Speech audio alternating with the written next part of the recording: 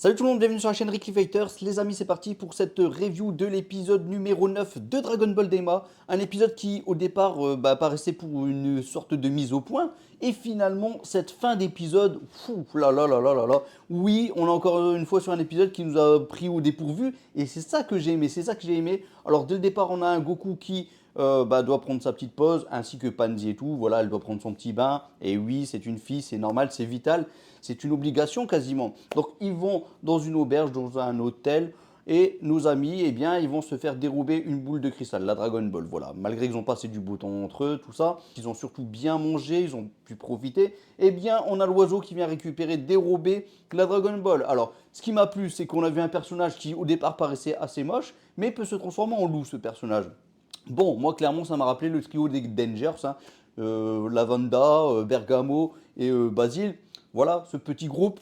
Donc, il a un peu le même design. Moi, ça m'a fait un petit peu sourire. Clairement, ça m'a fait sourire. Ça, c'est ce qui s'est passé au début. Donc, finalement, Goku a pu récupérer cette Dragon Ball d'une façon plutôt drôle. Alors, ça, j'ai aimé. Voilà. Parce que déjà, Pansy, elle avait mis un petit traceur. Ensuite, Goku, il est là derrière les ennemis qui n'ont pas vu Goku. Goku qui pose la question, mais en fait, si vous n'avez pas les 3 Dragon Ball, c'est un peu inutile. Et eux qui disent, oui, mais t'inquiète pas, on peut le revendre d'une certaine somme, comme assez conséquente. Donc moi, ça m'a fait sourire. Franchement, les ennemis qui répondent à Goku, sans qu'ils voient que Goku était présent, et après ils se sont dit, bah mince, il est là, il est présent. Donc ça, c'était plutôt cool. Et donc ensuite, on continue avec un Goku qui va les fighter. Donc voilà, il va sur l'un, ensuite il va sur l'autre. Bref, il va récupérer la Dragon Ball. Il y a ensuite Glorio qui va utiliser un petit peu son coup du Raiden, bam, une sorte de fouet, il va ligoter nos ennemis, donc le Chocobo et ce loup qui n'était pas transformé sur ce coup-ci. Donc hop, il va les attraper, il va les envoyer valser dans tous les sens et ensuite il va les envoyer balader. Donc nos héros pouvaient s'attendre à ce que derrière ces vilains reviennent un peu à la charge, qu'ils essayent de récupérer cette Dragon Ball. Donc Goku va se proposer de faire une petite nuit blanche, voilà, de surveiller un peu tout ce qui se passe, parce que c'est vrai qu'il avait dormi un peu dans le vaisseau. Mais ce Goku, finalement, il va faire quelques petits trainings, quelques petits mouvements par-ci par-là. Il va surveiller au départ. Et finalement, qu'est-ce qui va se passer? Eh bien, on va voir que Goku se sera endormi. Ah bah ouais, Goku, tu t'es endormi, mon petit loup.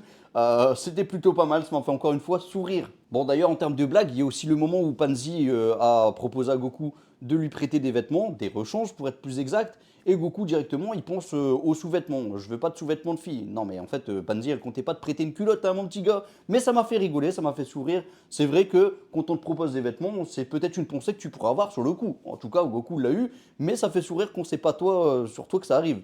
Et là, c'est Goku. Donc moi, franchement, j'ai kiffé. J'ai kiffé ce moment. C'était plutôt cool, c'était plutôt top. Néanmoins, donc nos amis se retrouvent le lendemain matin. Voilà, ils ont leur vaisseau, il n'y a pas de souci. Mais par contre, on retrouve Vegeta qui, eux, n'ont pas de vaisseau. Et là, on a un petit flashback avec le Vegeta qui, avec son plateau repas, il est prêt à y aller manger tranquillement dans un coin. Il bouscule un petit peu un Majin. Et là, bam, c'est parti la baston. Vegeta qui se fait remarquer comme d'habitude. Donc ça, c'était de toute beauté. C'était du bon Vegeta. Le Vegeta que j'ai trouvé un petit peu maigrichon quand même dans ce passage. Moi, ça m'a rappelé un peu Kyabé qui est tout, vraiment tout cuss, hein, tout maigrichon. Donc voilà, je sais pas. Je trouvais ça assez bizarre. Après, sur la suite, je trouvais Vegeta quand même avec des proportions plutôt convenables, mais là, sur le coup, je trouvais vraiment assez maigre. Bon, voilà, c'est mon petit côté je chipote, mais ça m'a choqué un petit peu de le voir aussi maigre, tout simplement.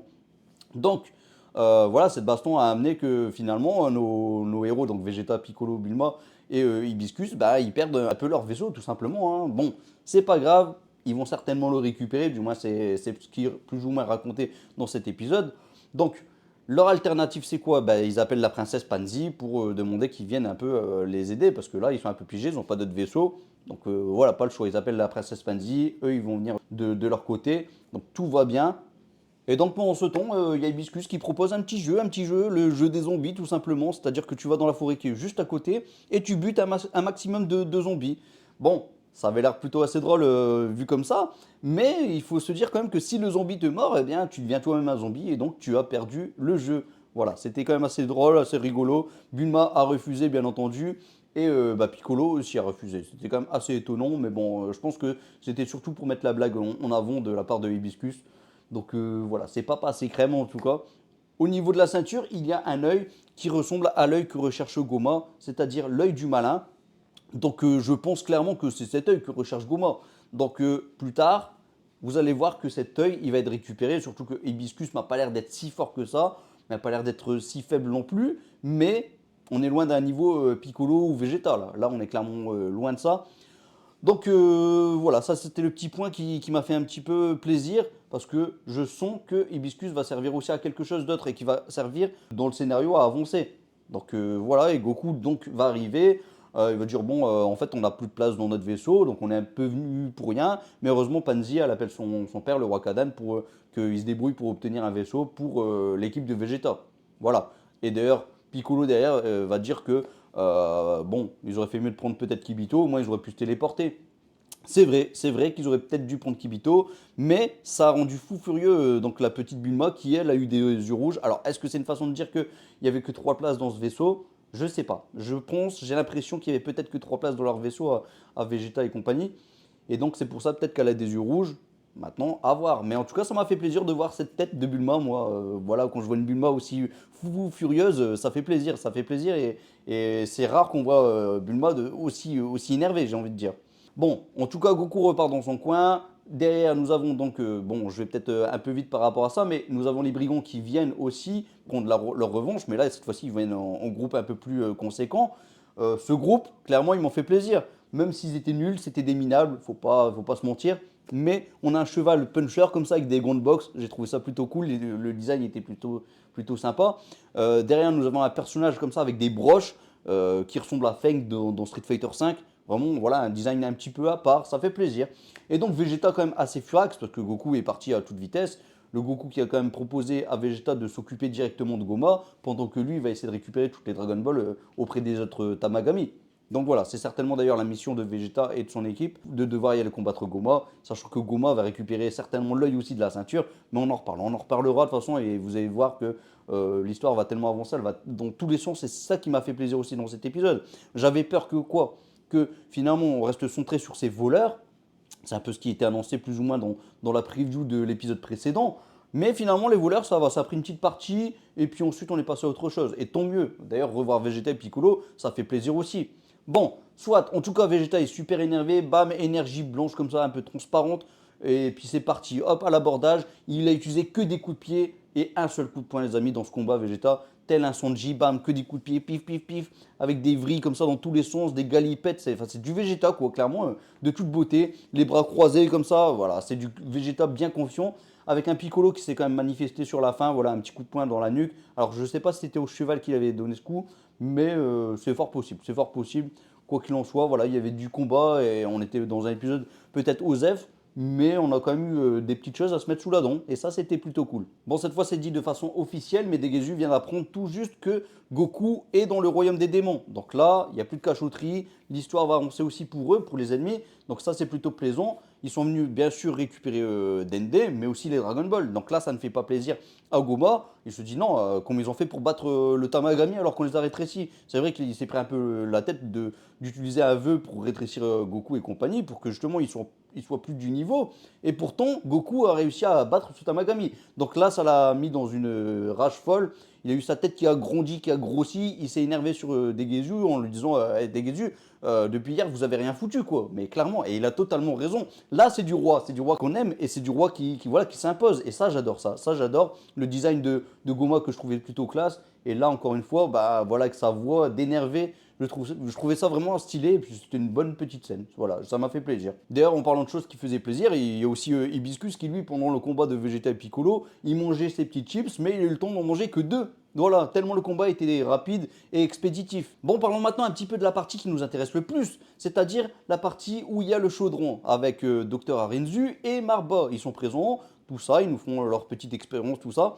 Et donc, Dr Arinzu prend la graine de Saibaman, une seule graine, ils en ont 2, donc on peut se dire que derrière, bah, il peut peut-être avoir un deuxième boubou qui va être créé, mais néanmoins, en tout cas, elle plante à 5 cm dans le chaudron la graine de Saibaman, et ça j'ai aimé qu'il parle de la graine de Saibaman. Voilà, est-ce que c'est pas une façon de nous dire que la graine de Saibaman, bah, finalement ça vient du royaume des démons? Je sais pas, mais en tout cas c'est présent également. J'aimerais bien peut-être voir un Saibaman du royaume des démons, peut-être qu'il a une couleur un peu différente, une couleur peut-être bleue. Néanmoins, voilà, les Saibaman, quand on voit le design, c'est clair qu'ils sont sans pitié. Et puis c'est des plantes, ben voilà, ils n'hésitent pas à s'autodétruire. En tout cas, ils doivent mener leur mission à bien. Sinon, bon, en tout cas, à l'époque, Vegeta, ils n'hésitaient pas à leur dire attention, hein, si tu le fais pas, je t'explose, c'est moi qui t'explose. Donc voilà, ils étaient quand même assez obéissants malgré tout envers leur maître. Bon, en tout cas, voilà, la graine a été mise dans le chaudron à 5 cm, tout ça, et ça nous donne la naissance d'un Majin Buu. Non pas un Majin Buu, mais un Majin Buu. Donc je ne sais pas quoi penser. Est-ce que c'est bien d'avoir changé le nom? Là, on est quand même sur un autre type de boubou, on est sur un autre design. On n'est pas sur du boubou en vrai, pour être plus clair. Là, on est sur un Majin Buu qui ressemble, pour moi, en tout cas que je le vois, à une sorte de puits-puits, voilà, mais pas avec la tête allongée, une sorte de puits-puits. C'est un peu le design que nous a déjà fait Akira Toriyama pour des fameux démons, des fameux Majin, des créatures un peu démoniaques aussi. Donc on est clairement sur le ton Akira Toriyama. Pour moi, c'est lui qui a fait le design de ce personnage. On ne peut pas dire le contraire. Et vous allez voir que peut-être prochainement, on va nous le dire, avec des croquis qui vont apparaître par-ci par-là. Mais je pense qu'il y a moyen qu'on nous le dise. Il y a moyen qu'on nous le dise. En tout cas, je le trouve assez mignon. Voilà, les chibis, il est mignon. Mais il a un côté démoniaque, ce Majin Buu. Et tant mieux. Là, il a l'air obéissant également. Puisque Dr. Arinzu lui donne l'ordre d'aller se débarrasser du Tamagami numéro 1. Bon, j'espère qu'il ne va pas mourir le pauvre, parce que le Tamagami numéro 1, il avait vraiment une tête sympathique, il avait vraiment une tête cool, et puis franchement, j'avais du respect pour ce Tamagami numéro 1. Donc s'il vous plaît, ne le tuez pas, mais bon, je crains un petit peu pour sa vie au pauvre Tamagami. Donc voilà, c'est ce qui risque d'arriver. Derrière, il doit récupérer aussi la Dragon Ball. Je dis bien récupérer, parce que il n'y a pas de double des Dragon Ball, donc il va récupérer la Dragon Ball que Goku possède. Maintenant, est-ce qu'il ne va pas se faire détruire ce Majin Buu?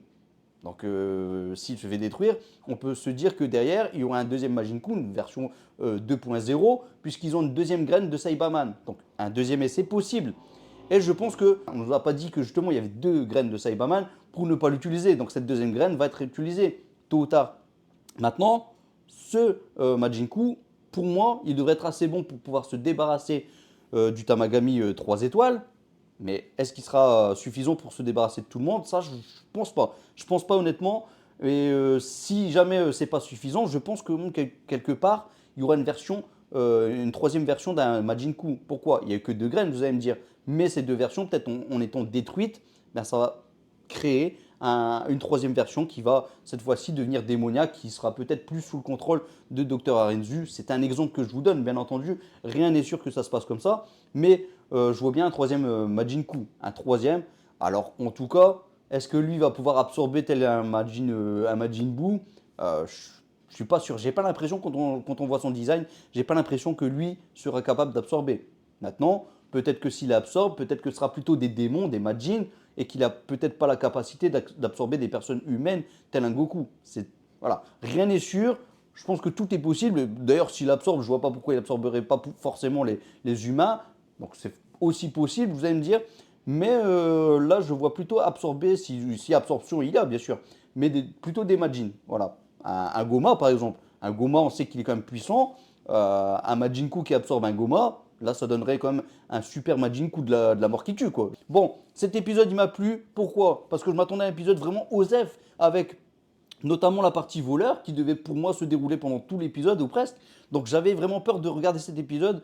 Et finalement, même ces deux personnages, ils m'ont plu. Voilà, un style un peu chocobo pour l'un, l'autre qui ressemble à l'un des trios des Dangers. Donc moi, ça m'a fait plutôt sourire de les voir. Et puis bon, la petite Pansy, comme d'habitude, elle me fait plaisir. Pansy qui a enfin pu parler avec Bulma. Donc on sent que le feeling passe plutôt bien entre ces deux-là. Ça, c'est plutôt cool.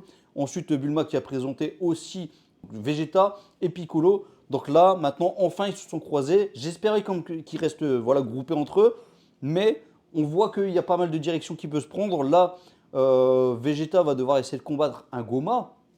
Donc c'est la suite logique, hein. Vegeta va essayer de combattre un Goma. Goma, je pense qu'il risque de perdre, mais attention, on a quand même l'œil démoniaque, le troisième œil, l'œil du malin. Donc là, je pense que Goma va devenir déjà super puissant. Mais si derrière ce Goma se fait absorber par un Majin Buu, je dis bien si jamais, on ne sait pas trop, mais il faut bien essayer de spéculer un peu sur ce qui peut arriver. Mais il peut s'en passer des choses, des dingueries. Et moi, j'ai hâte de voir tout ça. Et je pense qu'enfin, on va faire vers une bonne direction là, concernant Dragon Ball Daima. Non pas que ce qui s'est passé avant, c'était pas terrible. C'est juste que pour le moment, c'était comme assez calme. On allait tranquillement, on voyait les directions que ça allait prendre. Là maintenant, les directions, ils bifurquent vers d'autres directions et c'est ça que j'aime bien. C'est-à-dire que tu peux donner du bon fight à Vegeta, tu peux donner du bon fight à Piccolo, tu peux donner du bon fight à Goku et même à Kaioshin. Donc oui, Kaioshin, voilà, pour l'instant c'est un peu le personnage que j'attends le plus dans cette œuvre. Donc j'espère quand même qu'il va être bien mis en avant. Et j'espère quand même que Glorio aussi, ils ne l'ont pas intégré dans l'histoire pour dire, bah Glorio, voilà, c'est bien de se faire un petit peu de sorcellerie d'éclair, mais c'est tout, t'es pas très fort. Bon, d'ailleurs lui aussi, on ne sait pas trop encore réellement pourquoi il agit pour le docteur Arenzu. On va en apprendre bien sûr un peu plus. Et c'est ça qui est bien, on a encore pas mal de choses qu'on peut découvrir. Et surtout, on a encore du beau combat qui nous attend. Donc franchement, j'attends la suite avec impatience. D'ailleurs, là, on a eu une fois de plus, enfin, on est sur un épisode un peu OSEF. Et cet épisode OSEF, en termes d'animation, il était vraiment propre. À part le Vegeta qui, pour moi, était un petit peu trop maigrichant. Mais là, c'est plutôt le côté un peu dessin qui était pour moi à reprendre. Mais bon, peu importe. Ça m'a choqué, mais c'était quand même regardable. Attention, voilà, je chipote bien sûr. Bon voilà, bah écoutez, n'hésitez pas à dire ce que vous avez pensé de cet épisode. Un épisode quand même assez classe finalement, assez classe. Maintenant, est-ce que c'est le meilleur du monde? Non, mais enfin, on découvre les agissements du docteur Renzu. Donc voilà, on découvre aussi ce fameux Majin Buu et ça fait plaisir. D'ailleurs, je crois qu'il y avait beaucoup de monde qui avait parlé un peu du nom qui aurait pu être mis en avant, du nom de Majin Buu. Donc je ne sais pas comment ils ont fait ces gens-là. Mais peut-être que le mot coup veut dire quelque chose de particulier et que peut-être que le mot bout, alors le mot bout, je n'ai pas la définition, mais peut-être que ça veut dire quelque chose exactement aussi en japonais, je ne sais pas. Donc n'hésitez pas si vous avez l'idée de comment ça se fait que c'est Majin Buu et pas autre chose. Dites-moi tout ça en commentaire, on se retrouve en commentaire. Mais quelle classe cet épisode, quelle classe, ça m'a fait plaisir. C'était pas le meilleur, mais ça m'a fait plaisir. Voilà. Bon, comme d'habitude, je vous invite à lâcher le petit like.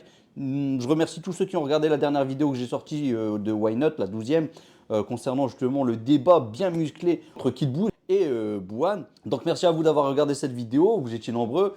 Et puis prochainement, je fais une vidéo encore Why Not sur le débat qui est le plus fort entre Super Buu et Kid Buu. Parce que oui, il y a beaucoup de choses auxquelles on peut discuter. Ne vous inquiétez pas. Allez, comme d'habitude, je vous laisse un petit Masenko en espérant qu'il va vous guider vers la victoire, celle que vous méritez, celle que vous avez peut-être déjà, mais une victoire supplémentaire, c'est toujours la bienvenue. Allez, salut tout le monde, ciao ciao ciao, Masenko.